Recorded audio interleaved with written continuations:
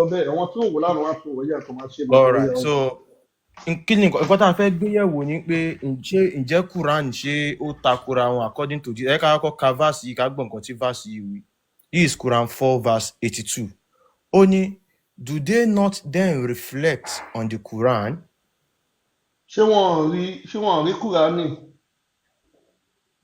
Had it been from any other person, anyone other than Allah, they tó bá would jẹ́ have pé Kúránì wá látọ̀dọ̀ ẹlòmíì tí ò ń ṣe Allah, they would have certainly found in it many inconsistencies. ẹ ti rí bó ṣe máa takora wọn tí ọ̀rọ̀ ò ní bára wọn mu tí a máa So wí nǹkan tí kátìkátì táyà kábàkàbà yìí sọ sí ni pé délẹ̀ Mẹ́kà.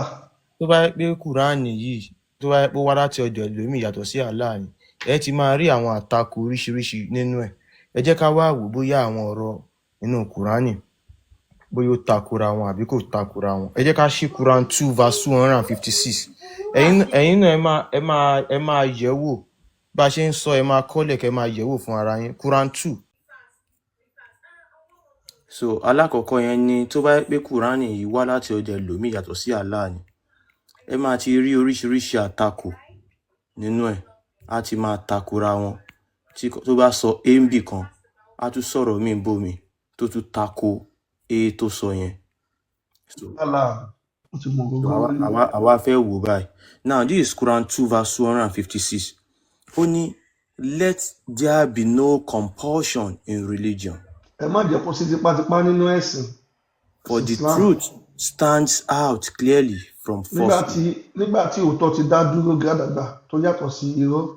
So whoever renounces false gods ẹnikẹ́ni tó bá ti kọ àwọn nǹkan míì tó ń sìn and believes in Allah tó dẹ̀ nígbàgbọ́ nínú Allah has certainly grabbed the firmness, unfailing handhold, and Allah is all hearing, all knowing. tó dì í mú tó dẹ̀ dúró ṣinṣin Allah ló gbọ́ ó dẹ̀ mọ̀ jù. So nǹkan tí àyà eléyìí sọ fún wa ni pé ẹ má ṣe tipátipá nínú ẹ̀sìn. kò sí tipátipá nínú ẹ̀sìn o. Ẹ̀sìn ò kì í ṣe ọ̀ràn. tipátipá. So nǹkan tó bá wù tí Islam bá ṣe dé sílùú yín nǹkan tó máa sọ fún yín nìyí. nǹkan tó bá wù ní kálukú ni kò ṣe tó bá ṣe wà bíi mẹ́ta bíi mẹ́rin bíi mẹ́fà àmọ́ tó bá ti ń pọ̀ wọ́n á sọ fún yín pé ó ti o Allah sọ fún wọn pé ẹ̀sìn Islam dandan ni ibẹ̀ là ń lọ. Ẹ jẹ́ ká wá lọ wo Quran 9 verse 29. kẹ́lẹ́ mọ̀ pé ọ̀rọ̀ Allah takora wọn. Ẹni tó sọ wípé kò sí tipátipá nú ẹ̀sìn ẹ jẹ́ ká tún wá gbọ́ nǹkan tó sọ ń bì. Ó ní ẹ fún oníkálukú lẹ̀ kó ṣe tiẹ̀ kó ṣẹ̀sìn tó bá wùn. Ẹ tún wá gbọ́ nǹkan tó sọ ń bì. Quran 9 verse 29. Ó ní fight those who do not believe in Allah and the last day. Allah tí Muhammadu sọ fún àwọn Mùsùlùmí pé ẹ lọ bá àwọn tí ó gbàgbọ́ nínú Allah tí Muhammadu jà àti ọjọ́ kẹyìn ẹ lọ bá wọn jà. Nor comply with what Allah and his messenger have forbidden. tí wọ́n gba gbogbo nǹkan tí Allah àti Muhammadu pè léèwọ̀ ẹ lọ máa bá wọn jà. Nor embrace the religion of truth. àwọn tí wọ́n gbà pé ẹ̀sìn Islam ẹ̀sìn òdodo ni ẹ lọ máa bá wọn jà. From among those who were given the scripture. nínú gbogbo àwọn tí wọ́n fún ní ìwé tí wọ́n gbà fún Islam ẹ lọ máa bá wọn jà. Until they pay tax. títí tí ẹ fi gba owó tán lọ́wọ́ wọn. Willingly submitting and fully humbled. ẹ fi máa sọ wọ́n dẹni yẹpẹrẹ ẹni yẹ̀yẹ́. Ẹ jẹ́ máa bá power tap lọ continuously. Now ẹ jọ ẹ̀yin náà ẹ gbọ́ nǹkan tí ó sọ níbì kan. Ó ní kò sí dandan nínú ẹ̀sìn. nínú ẹ̀sìn ó débò mi ó yí òun padà. Báyìí nísìnyí ó tún sọ fún wa níbì wípé ẹni tí ò bá tún ti gbàgbọ́ nínú ẹ̀sìn Islam ó ní kẹ́ tún máa bá wọn jà. Ẹ jọ ọ̀rọ̀ méjèèjì yẹn ṣé kò takora wọn? ó takora wọn. So tí a bá gbà pé ó takora wọn mo fẹ́ kẹ́ máa dìímú wọn. Ẹ jẹ́ ká tún wá lọ wo nǹkan tí wọ́n tún sọ ní Quran 21 verse 76. Ẹ jẹ́ ká wo nǹkan tó sọ. Irú àwọn verses yìí ṣe ra àwọn verses tí bí yẹn àwọn yẹn náà máa kà fún yín. Islam rẹwà tó pọ̀. Ẹ̀sìn Islam ẹ̀sìn gidi ni kò sí dandan nú ẹ̀sìn. Wọ́n á ka bẹ̀ yẹn fún yín ìwọ náà dẹ̀ máa kà but the other one yẹn wọ́n ní kà fún yín. Ẹ tún wá wo nǹkan tí Quran 21 verse 76 nǹkan tẹ́lẹ̀ yìí náà tún sọ. Irú eléyìí sìn wọ́n tún máa kà fún yín inú yín máa dùn pé Islam ẹ̀sìn dáadáa. Ó ní ibi ìsìn ẹ máa gbọ́ o. And remember when Noah had cried out to us earlier. on mute olówó èkó ibi yìí ṣe máa gbọ́ ibì kan rántí nígbà tí Nóà ké wá bá wa so we responded to him tá a dẹ̀ dá lóhùn and delivered him and his family from the great distress. tá a dẹ̀ kó Nóà yọ ní òun àtàwọn mọ̀lẹ́bí rẹ̀ nínú làálàá àkókò tí wọ́n wà. Kẹ́ gbọ́ nǹkan tí ó sọ ń bì ó ní àwọn kó ọmọ Nóà àti àwọn ọmọ ẹ̀ mọ̀lẹ́bí ẹ̀ àwọn mọ̀lẹ́bí ẹ̀ àwọn kó wọn yọ nínú ẹ̀kún omi ìjọ́sí. Ẹ máa dé o Quran 21 verse 76 ó yá ẹ jẹ́ ká tún wá lọ sí Quran 11 verse 43 ẹ tún wá gbọ́ nǹkan tó tún wí.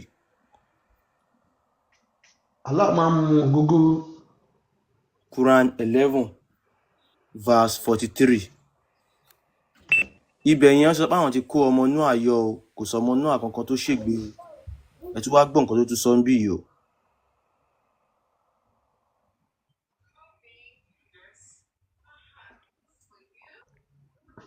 He replied, ó fèsì pé to fèsì yìí o, I will take refuge on a mountain òun máa sá sí abẹ́ àpáta which will protect me from the water. tó máa dáàbò bò mí ní ìyẹn làálàá àkókò omi tí wọ́n wà. Noah cried, Nóà ké today no one is protected from Allah's decree lónìí kò sẹ́ni tí ó ní ìdáàbòbò láti ìlérí tí Allah ṣe fún wọn except those to whom he shows mercy. àyàfi àwọn tí ó ṣíjú àánú wò. And the waves came between them, Ìjì omi náà dẹ̀ wá bá wọn. and his son was among the drowned. Ọmọ Nóà dẹ̀ wà nínú àwọn tó rì sínú omi náà. Ẹ jọ̀ọ́ ẹ̀yin tẹ́ wà ní comment section alákọ̀ọ́kọ́ ó sọ pé kò sí ọmọ òun kó Nóà Kò sẹ́ni àti tó àwọn bẹ́ẹ̀ ni mọ̀lẹ́bí kò àwọn sẹ́ni ọmọ tó ní ó ní kò sẹ́ni tó bá omi lọ́nu wọn. ayé Allah ti Àmọ́ gbà. ní ibi 1143 ó tún wá sọ pé ọmọ Nóà ó bá omi lọ. Ẹ jọ̀ọ́ ó takora wọn àbí kò takora wọn? Tó bá takora wọn ẹ sọ pé yes sí comment section ká tún tẹ̀síwájú. àfi bí alátakò. So kí o gbóyin kẹ́ ẹ lè máa rí ni o ẹ ti rí contradiction number 2. aláàkúrọ́ ń bẹ̀ yẹn. Ẹ jẹ́ ká tún wá lọ sí Quran 4 verse 36. Quran 4 verse 36. Ṣé àwọn verses yìí ẹ jọ̀ọ́ ẹ máa kọ́lẹ̀ kẹ́ ẹ máa lọ wò fún ara yín. Quran 4 verse 36.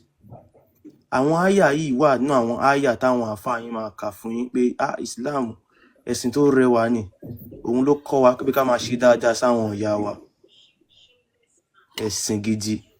Tẹ́lẹ̀tẹ́lẹ̀ kan tó gbẹ́sìn yẹn wá àwọn ọmọ Yorùbá ò kì í ṣe dáadáa sáwọn ìyá wọn. Ṣé ló máa ń faṣọ ya máwọn ìyá wọn lọ́rùn àbí? a máa ń jẹ́ àwọn ìyá wa ni. Quran 4 verse 36 òun lélẹ̀ ẹ ti rí ẹ kọ́lẹ̀ o. Ó ní worship Allah alone Allah ní kẹ́ ẹ sìn òun nìkan o. and associate none with him. Kẹ́dẹ̀ má mú nǹkan míì mọ́ òun. Ẹ máa gbọ́ o, and be kind to parents, Kẹ́ ẹ ṣe dáadáa sọ́wọ́n òbí yín, bàbá yín, ìyá yín, your relatives, àwọn alábàátan yín, orphans, àwọn aláìní ìyá aláìní bàbá, the poor, àwọn aláìní gánígo, near and distant neighbors, àwọn tó súnmọ́ yín, àwọn aládùúgbò yín àtàwọn tó jìnnà sí yín and díẹ̀, those bound people in your possession. àti àwọn bíi ọmọọṣẹ́ yín àbọ̀wọ̀n tí ẹ bá mú lẹ́rú. Surely Allah does not like whoever is arrogant. Dájúdájú Allah ò fẹ́ràn ẹni tó ń gapá tó ń ṣègbéraga. Ṣé ẹ gbọ́ nǹkan tó lè sọ ń bí nsìn? Ó ní ká ṣe dáadáa sáwọn òbí wa. Ẹ máa wò pé tán bá ka bíi fún yín inú ẹ máa dùn. dáadáa tó ráwọn tó fẹ́ screenshot. Òun ni Quran 436 inú yín máa dùn yín pé Islam yìí máa rẹwà ó máa rẹwà púpọ̀. Ẹ jẹ́ ká tún wá lọ sí Quran 17 verse 23 ìyẹn náà tún sọ dáadáa. Quran 17 verse 23 ẹ tún wá wo nǹkan tí ìyẹn náà sọ. Quran 17 ẹ máa kọ́lẹ̀ o ẹ lè máa bá wa type ẹ̀ sí comment section náà torí àwọn èlòyìn máa ní ibo ni ẹ̀ ń kà. Quran 17 verse 23 ẹ tún gbọ́ nǹkan tẹ́lẹ̀ sọ. Òun rè Quran 17:23 ó ní for your Lord has decreed that you worship none but him alone. Allah yẹn ti pàṣẹ pé kó má sìn nǹkan míì àyàfi òun nìkan. and honor your parents. kó o dẹ̀ bọ̀wọ̀ fáwọn òbí rẹ. Then go, if one or both of them reach old age in tí your kan care, náà àwọn òbí rẹ bá ti dàgbà àbí méjèèjì tó wà ní àkàtà rẹ, never say to them, even má ṣe ṣe ṣíọ̀ sí wọn o, nor yell at them. má dẹ̀ ṣe pariwo mọ́ wọn. Rather, address them respectfully. bá wọn sọ̀rọ̀ dáadáa kó o bọ̀wọ̀ fún wọn. Ṣé ẹ mọ̀ pé tán bá kábí fún ẹni máa dùn pé Islam ẹ̀sìn tó dáa mà ní, ó ní ká máa ṣe dáadáa sáwọn òbí wa. Ìbéèrè ṣáwa ò kí ń ṣe dáadáa sáwọn òbí wa tẹ́lẹ̀, a máa ń ṣe. Àmọ́ ṣé àwọn àyà méjèèjì tí mo mú wá yẹn, ó ní ká ṣe dáadáa sáwọn òbí wa, Quran 4:36 àti Quran 17:23. Ó yá, ẹ jẹ́ ká lọ sí Quran 9:23 káwò. 9:23 ó ní, oh believers, ẹ̀yin mùsùlùmí òdodo. ṣe rí pé eléyìí pé yín dáadáa ni pé ẹ̀yin mùsùlùmí òdodo, do not take your parents and siblings as trusted allies. ẹ má ṣe mú ìyá yín, bàbá yín, àwọn àbúrò yín, ẹ̀gbọ́n yín, ẹ má ṣe mú wọn lọ́rẹ̀ẹ́ o, ẹ má bá wọn ṣe. If they choose disbelief over belief, tí wọ́n bá ti ń ṣe nǹkan míì tí wọ́n ṣẹ̀sìn Islam, and whoever of you does so, ẹnikẹ́ni nínú yín tó bá lọ ń bá wọn ṣe o, they are the true wrongdoers. ẹni náà ti di ẹni ìṣìnà. Lẹ́yìn èèyàn tẹ́ wà ń bẹ̀ yẹn, ó takora wọn àbí kò takora wọn. Àkọ́kọ́ ní ẹ ṣe dáadáa sáwọn òbí yín, àmọ́ wọn ò ní sọ fún yín pé àwọn òbí yín tó bá ṣe mùsùlùmí, òun ni kẹ́ ẹ ṣe dáadáa sí. Èyí tí ò bá ti ṣe mùsùlùmí nínú àwọn ìyá yín, àwọn òbí yín, ẹ yaṣọ mọ́ wọn lọ́rùn, ẹ má gbọ́ràn sí wọn lẹ́nu. Wọn ò ní sọ bẹ́ẹ̀. Ṣé rí pé ó takora wọn? Ẹ jẹ́ kí n tún mú mi wá. Ẹ ká lọ sí Quran 58:22 kẹ́tù gbọ́ nǹkan tí yẹn náà sọ, torí ibi méjì ni mo mú wá tó ti sọ pé ká ṣe dáadáa sáwọn òbí wa. Ẹ ká tún fún yín ibi méjì.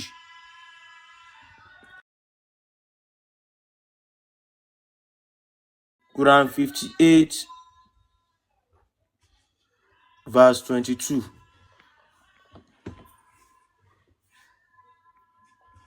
Ẹ tún wá gbọ́ nǹkan tí eléyìí tún wí. Ẹ máa gbọ́ ohun rẹ̀ o, Quran 58:22. Ó ní, you will never find a people. Ó yá olówó Èkó. Ṣé olówó Èkó wà ń bẹ̀?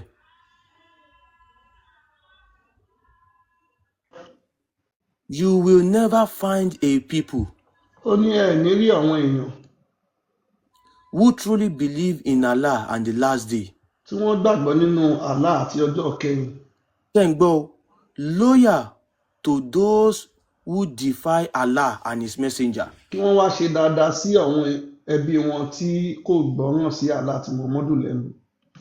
Even if they were their parents, kò bá jẹ́ bàbá wọn, ìyá wọn, children, ọmọ wọn, siblings, àbúrò wọn, ẹ̀gbọ́n wọn, or extended family. alábàátan wọn, mọ̀lẹ́bí wọn. Ẹ rí pé eléyìí sìn, ó dìdí là. Ó ní, for those believers, Allah has instilled faith in their hearts. So eléyìí sìn, ó ń jẹ́ kó yé wa pé tó bá ti jẹ́ mùsùlùmí, tí ìyá ẹ, bàbá ẹ, ọmọ ẹ, àwọn extended family ẹ, àwọn àbúrò ẹ, tí wọn ò bá ti ṣe mùsùlùmí, ó ní o gbọ́dọ̀ bá wọn ṣe. Alákọ̀ọ́kọ́ yẹn dẹ̀ sọ pé ẹ ṣe dáadáa sáwọn òbí yín o, àwọn mọ̀lẹ́bí yín, àwọn ọmọ yín, àwọn alábàágbé yín, but wọn ò ní sọ fún yín pé táwọn yẹn bá ṣe ìsìláàmù ni o. Onírọ́ ni wọn, Kùránì kan máa ní ó máa ń pàkan rẹ̀ ni. Tí ó bá ti ṣe ìsìláàmù, má bá ṣe. Ó takora wọn àbí kò takora wọn. Inú ìwé láti mú wọn. Àtakò bíi mẹ́ta láti mú jáde yẹn, kò dẹ̀ ń ṣe ẹyọ kan yìí nìkan. Now, ẹ wá rí níbì kan, ó ń sọ wípé those that worship none but Allah alone, wọ́n ní wọ́n máa gbà wọ́n sínú àlùjànnà. Ẹni tó bá sin Allah, tí ò sin nǹkan míì mọ́ Allah, nǹkan tó máa sọ fáwọn èèyàn wa náà ni pé tó bá sin Allah, tó ò sin nǹkan míì mọ́ Allah, pé ó máa wọ àlùjànnà. Àmọ́ ǹjẹ́ wọ́n sọ fún yín pé tó bá tún sin Allah, tó mú nǹkan míì mọ́ Allah, ó máa tún wọná? ó takora wọn àbí kò takora wọn, ẹ wò pé kò possible. Ẹ jẹ́ ká wá lọ sí Quran 19 ká kà láti 65 dé 72 àwa ka hadith ẹ̀. Ẹ wá wò pé bóyá ó takora wọn àbí kò takora wọn. Quran 19 verse 65 to 72. ẹ bá wa pa WhatsApp kẹ́ pín ètò yìí ẹ jọ̀ọ́ ẹ ṣé kò ní sú wa kò ní rẹ̀ wá ẹ ṣeun.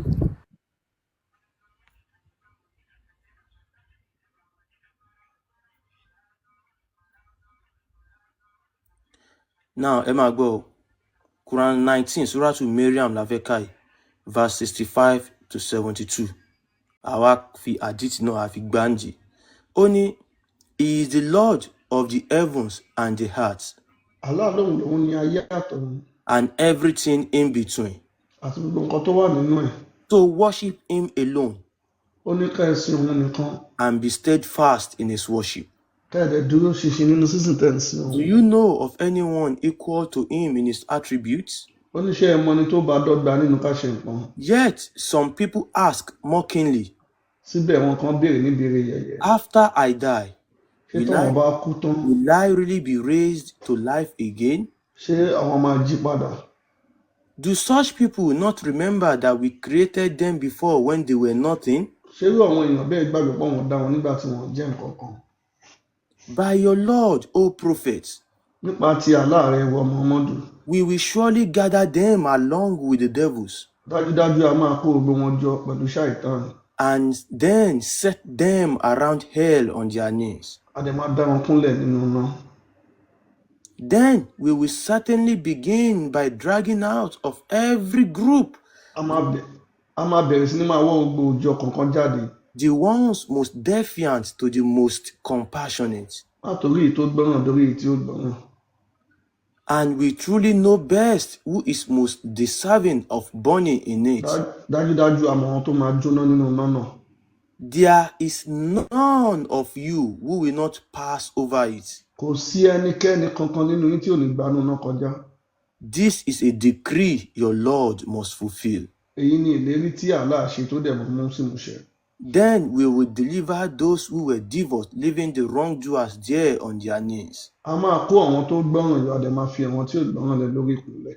Ìdí tá a ṣe ń mú àwọn kinní wá ni pé àwọn àáfàá ibi tó dùn ló máa kà fún yín. The other side of it wọn ò ní sọ fún yín torí pé wọ́n fẹ́ káwọn èèyàn wà nù bondage yẹn torí pé wọ́n ń kó wa lẹ́rú fún àwọn Fúlàní. Now wọ́n á sọ fún yín pé tó bá ti ṣe Islam lọ́nà o ò ní lè wọná pé o máa lọ sálùjọ náà, àmọ́ wọn ò ní sọ fún ẹ wípé àlùjọ náà tó ń lọ, wọ́n kàn máa sọ fún èèyàn pé ẹ máa lọ sálùjọ náà. Yóò yẹ kẹ́ ẹ tiẹ̀ máa bi wọ́n pé ẹ má bínú àlùjọ náà yìí gangan kí ni à ń lọ ṣe tí n bá fi gbogbo ara mi jìyà fún Allah, tí mo kírun, tí mo gbàwẹ̀, tí mo ṣe everything tẹ́ni ká ṣe yìí, tí mo sin Allah, tí mi ò mú nǹkan mi máa Allah, mo wá wo àlùjọ náà. A ti mọ̀ pé àlùjọ náà tí wọ́n polongo ìlú àwọn òkú ni torí pé o gbọ́dọ̀ kú kó tó lọ. Tá a bá wá débẹ̀, kí ni nǹkan tá a fẹ́ lọ ṣe? Wọn ò ní sọ fún yín pé 72 virgin ẹ̀ ń lọ gbà o. Wọn ò dẹ̀ ní sọ fún yín pé obìnrin ò ní nǹkan kan tó fẹ́ mú lálùjọ náà. Obìnrin gan ló máa pọ̀ jù, inú náà lobìnrin máa lọ. According to the hadith, ó ní obìnrin ló pọ̀ jù nínú náà. Wọn ò ní sọ bẹ́ẹ̀ fún yín. Now ẹ ká gbọ́ nǹkan tí hadith yìí wí. Sahih Buhari volume 1 book 12 hadith number 770. Ẹ máa gbọ́ nǹkan tó sọ. Narrated by Abu Hurairah. Láyé pé The people said, àwọn èèyàn wípé Oh, Allah apostle, Muhammadu òjíṣẹ́ Allah, shall we see our Lord on the day of resurrection?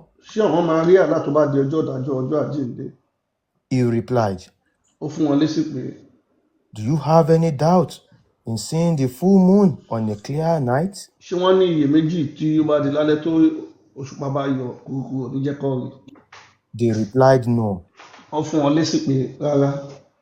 Oh, Allah apostle, he said, Muhammadu òjíṣẹ́ Allah ó wípé Do you have any doubt in seeing the sun when there are no clouds? ó ní ṣé wọ́n ní iyèméjì pé tí òun bá yọ kúrúkúrú ní jẹ́ kí wọ́n rí.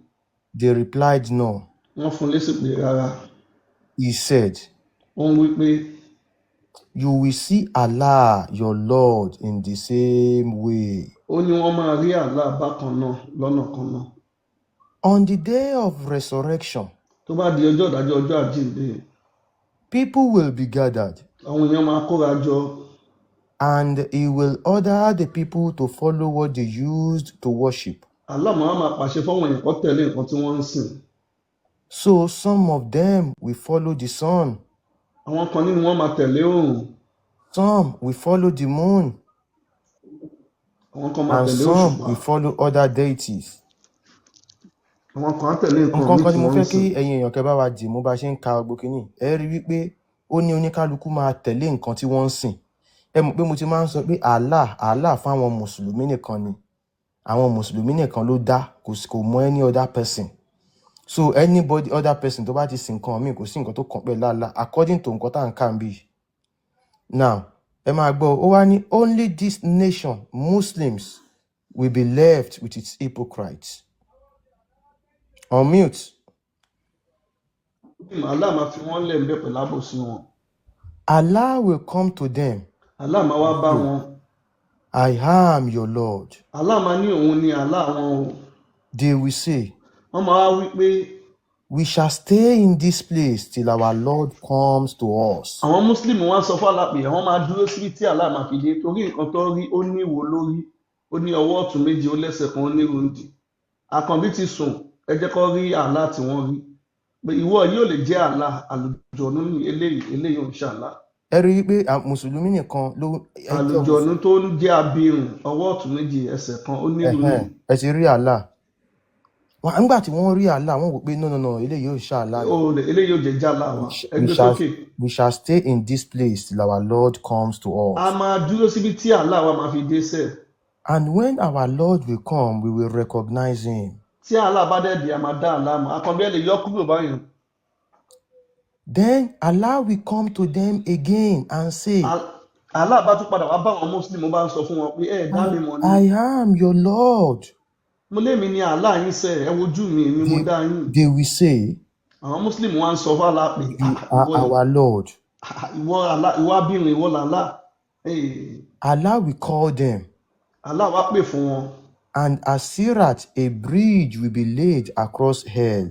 Allah wá pè afárá kan tá à ń pè ní afárá Sirat. Afárá yẹn wá dìde láti inú iná yẹn wá forí sọ àlùjọ náà. Gbogbo nǹkan tá à ń sọ yìí, inú iná ni wọ́n wà o. Wọn ò ní sọ fáwọn èèyàn wípé wọ́n máa wọ náà, òun làwa ń gbé yín débẹ̀ yìí.